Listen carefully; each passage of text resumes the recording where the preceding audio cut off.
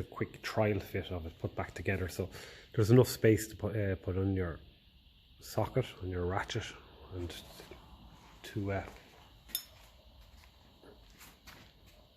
on the back there as well. So that's good news.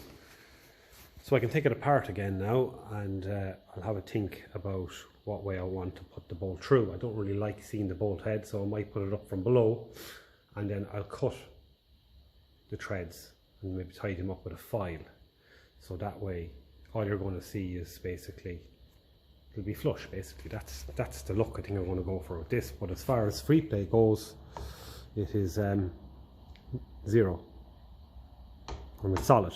So yeah, as I said, the part that was fit from factory was a roller pin, so it's basically like a tubular kind of bar with a slit in it.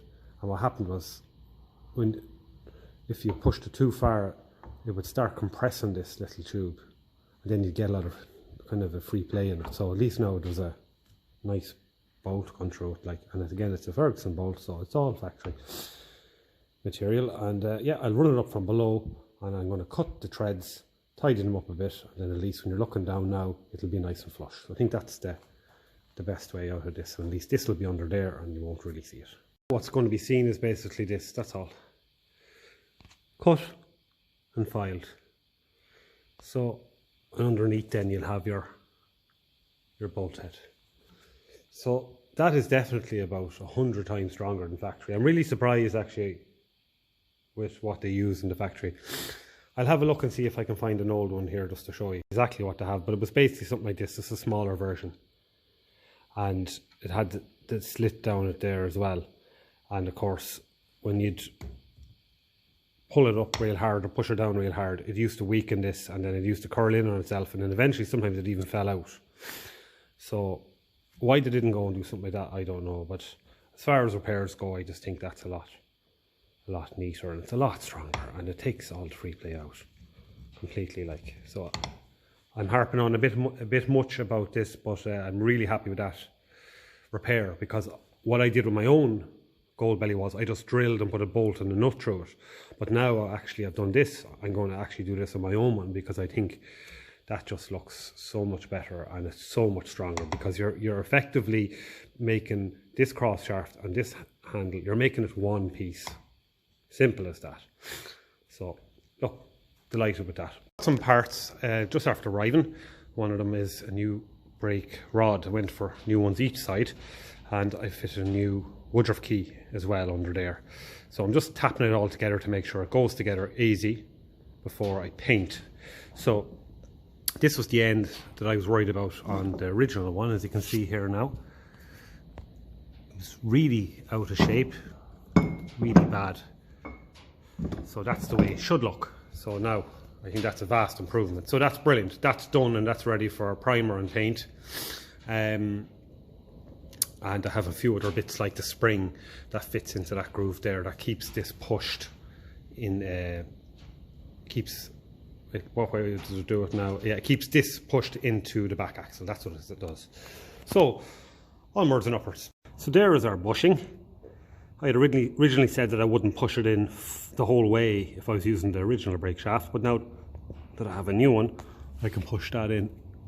So I'm going to get my rubber mallet and give that little tap in, and that'll be a nice new, I have to clean a bit more dirt out of the bottom of it there, so I'll pull it back out and do that. I have a little wire wheel I'll use on that. Now I just want to clean up in here, and I find these are Dremel fittings. And I have a box here of bits for Dremels, super handy, and a load more of these as well. All the little grinding heads and everything, and they're just where you can't get in with a drill. They're excellent, but they also fit in your electric drill. So I find amateur sandpaper bit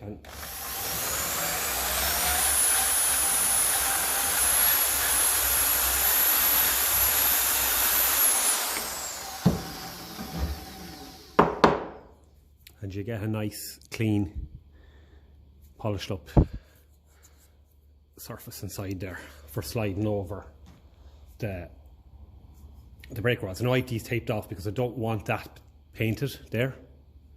and I don't want, there's a line going around there as well for the springs. I don't want them painted. I don't really mind if that's painted, but I want to keep that free of paint. So that'll go on down over that. And have the other one done as well. And just around where the Woodruff key is there, you can just see the Woodruff key. So that'll keep that in there. That's the line we want. That's all going to be covered anyway. So I also have these out of my own parts because I found out the new ones are for 135 and they seem to be wider. And what these do is these go on over here. And they go right up to the end, and they are pushed up there by a spring. So I have 2 new springs, and that just keeps everything locked in place, kind of pushed into place.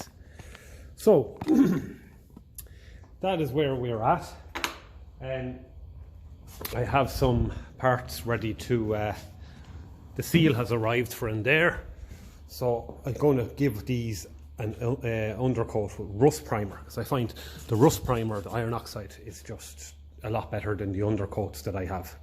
You know, it's not great to undercoat only. So I can be doing that. I can start lining up all the parts. That just wants another quick shop blasting, because I didn't do this side of it properly, and I've been manhandling it with greasy hands. So a quick shop blast on that. Quick roughing on these with sandpaper just to help the rust primer to key to them, and that should be good to go. And I can also start cleaning these down with the wire brush on the drill to give them get them ready for painting. Track rod, and these track rods, what I do is I actually clean them up with a foil, because you see little marks where people had them in a vise before where they were taking out the track rods. And you can kind of correct that as you go on, and it strips the paint off, and then you just clean out these little slits here. The brackets that go over these, then we'll keep them closed and get a better grip on the threads. So a little, I'll hit that then with the wire brush on the drill. So the metal in these, something special. So basically what I'm doing is nearly like cleaning. Scratches all the paint off. And you see little marks where it was in the vise.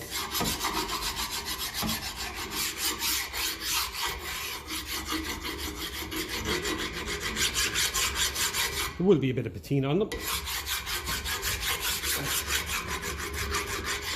they're definitely better than new ones. The weight of them is amazing. Like, there's serious material in them.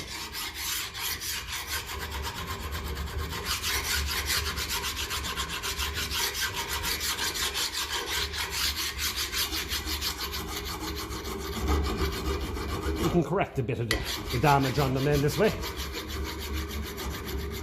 like that.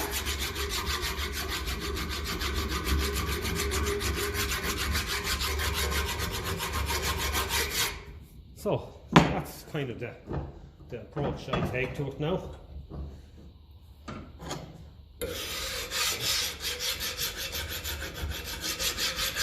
Because you'd be very long with a wire brush on a drill.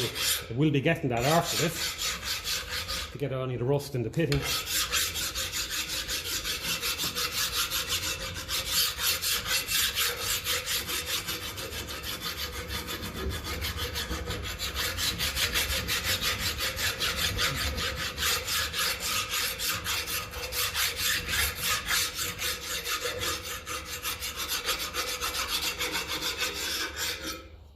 Basically that's it. Now I'll continue doing that, and then I'll hit it down with the wire brush. I find there's nearly endless amounts of kind of a rusty dust on these, you know.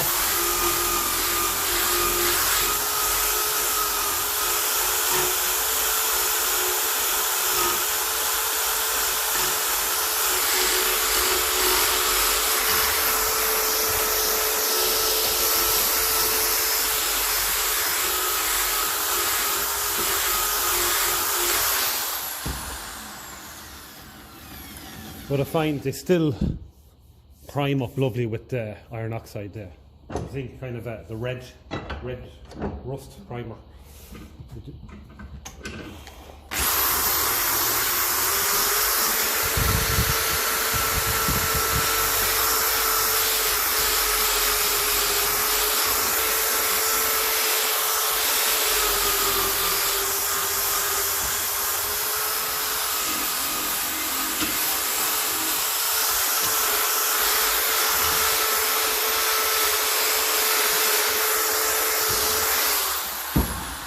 So there's no point being crazy fussy with them.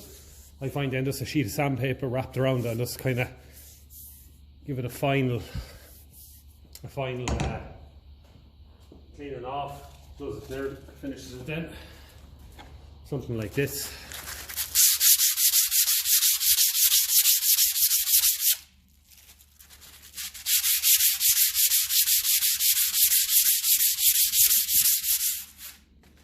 And it just finishes it then.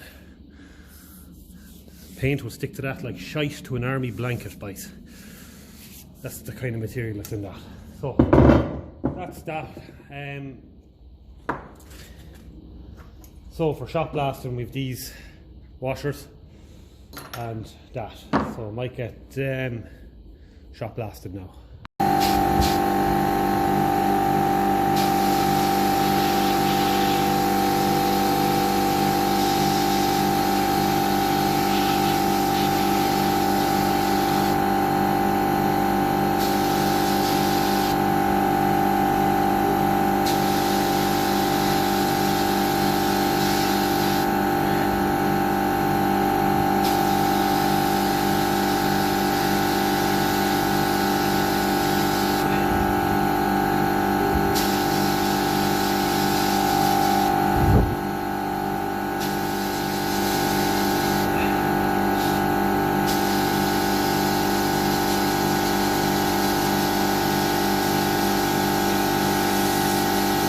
That white primer is very, very hard to remove. It's my own fault. I might have to hit this with a sandpaper.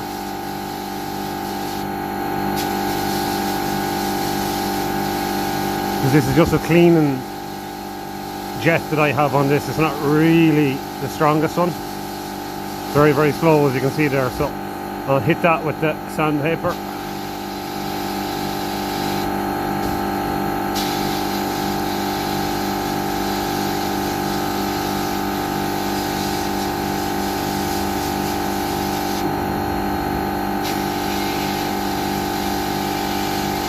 Cast iron is always lovely to work with.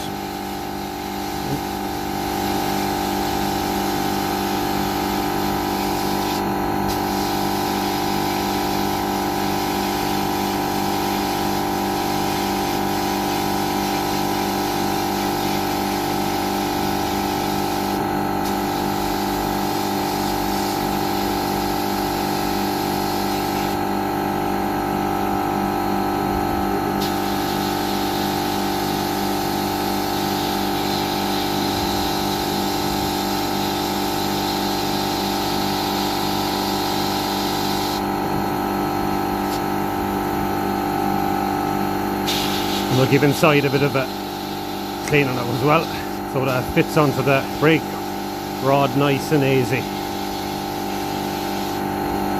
So I'm going to continue doing these and I'll get back when they're done. After going ahead and cleaning down a lot of parts and shot blasting them and all that, so I didn't video that because it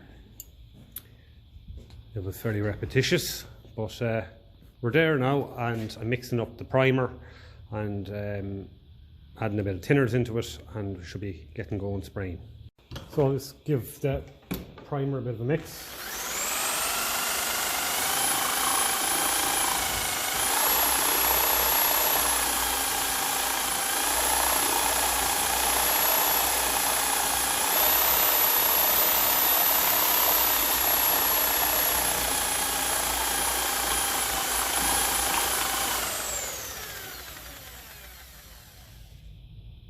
Looking good.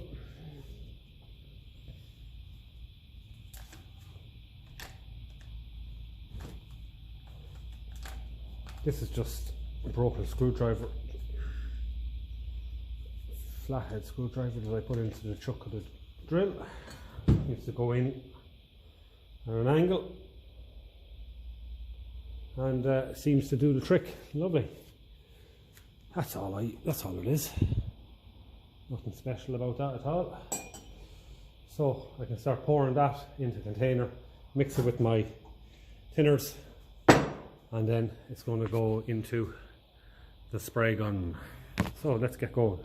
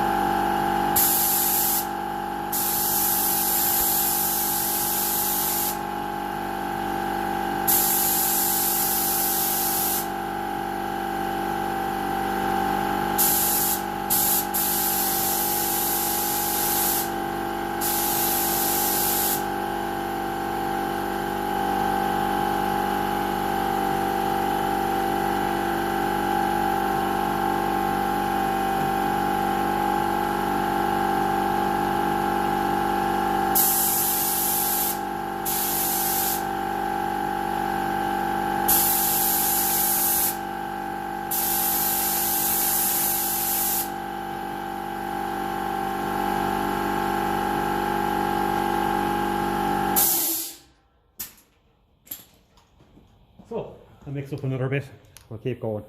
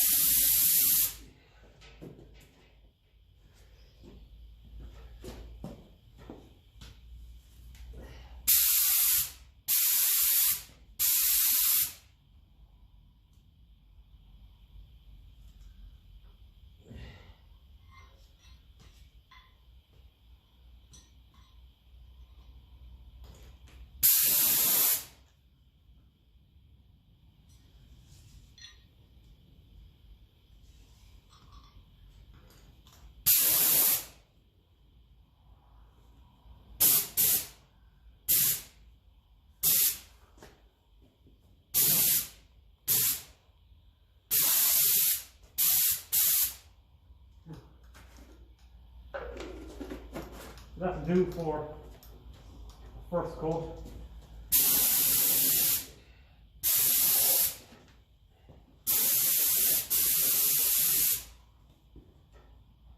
That'll do for the first coat, and we'll build it up a little bit more, but it's good to have that much done.